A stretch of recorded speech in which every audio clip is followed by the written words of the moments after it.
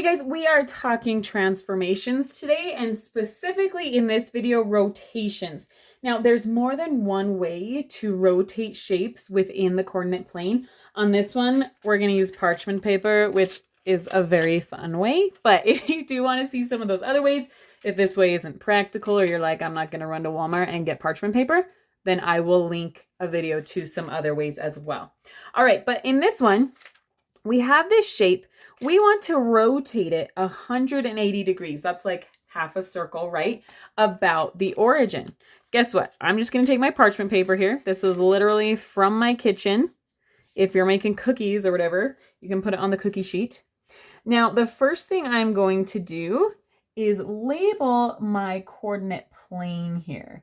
The reason I'm doing that is because, well, two reasons. Because we're rotating it about the origin, and there's my origin right there, so it's kind of important, right? I need to know where that is.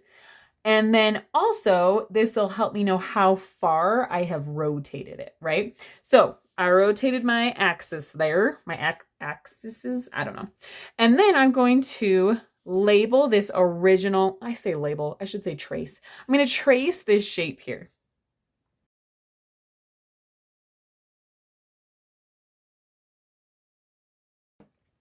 All right, there we go. That is my original shape. Now I'm going to take my parchment paper and I am physically, legitimately going to rotate it, okay? Now I'm rotating it about the origin, so I want to make sure that that stays there, or if it gets off track, we put it back, right? And 180 degrees is going to be 2 turns, right? So let me show you what I mean.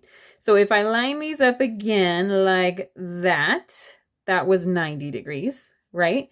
If I do it again, that is my 180. Let's make sure we get it lined up pretty good. Okay, there we go.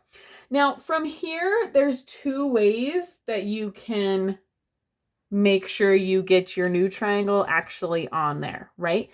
You can either kind of do this thing where you like kind of lift it up, make a dot, put it back down, right? But personally, I like to write down the new ordered pairs and then label it. So that's what I'm going to do.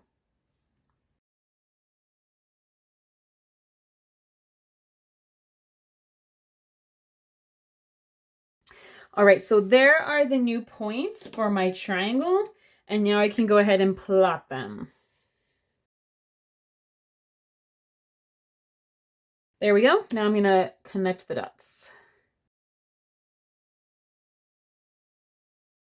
There we go. There is my rotated shape, 180 degrees about the origin.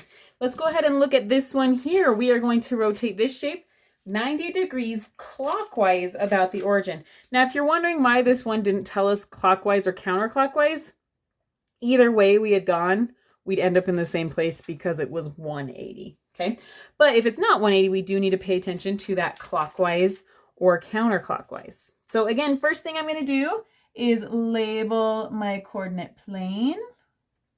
That helps me see where the origin is and helps me know how many times I've rotated, right? All right, now I'm going to label or trace the original shape.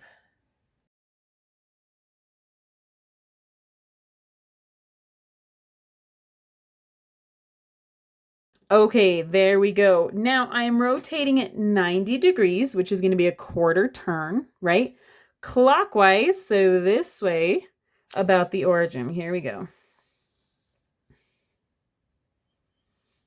There we go. There is my new shape. I'm going to write down these ordered pairs.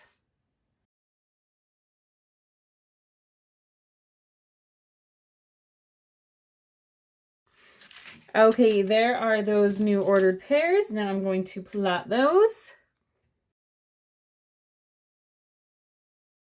There's my points. Now I'm going to trace or connect the dots.